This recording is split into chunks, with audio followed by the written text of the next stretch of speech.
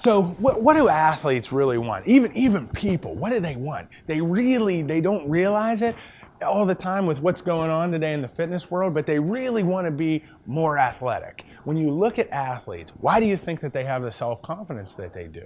Because their self-awareness, their coordination, their body control gives them the confidence that allows them to do and be the person that they are. It allows them to do bigger things. Being athletic is at the root of being human. Okay? The more athletic you are, the more human you are, the more in touch that you're going to be with yourself.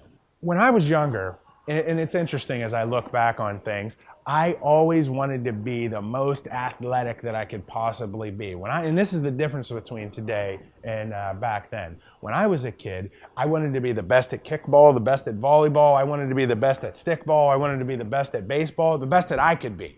Right? I wanted to be the most athletic version of myself that I could possibly be because that's what I wanted to be. And most of the other kids around me, that's the way that it was. I wasn't trying to be just the best golfer when I was 9 years old or just the best football player. I wanted to be the most athletic person out there. Even if I wasn't the best at the sport, I knew with confidence because I was trying to be a better athlete and I wanted to be as athletic as possible that I would develop the skills over time that I could walk into any sport and at least pick it up and be okay. And that's what happened with me in wrestling. I didn't start wrestling until 9th grade, but because from the time that I started loving sports until I was in 9th grade, I tried to be the best athlete that I could be in whatever I did. I wanted to be as the best that I could possibly be at that.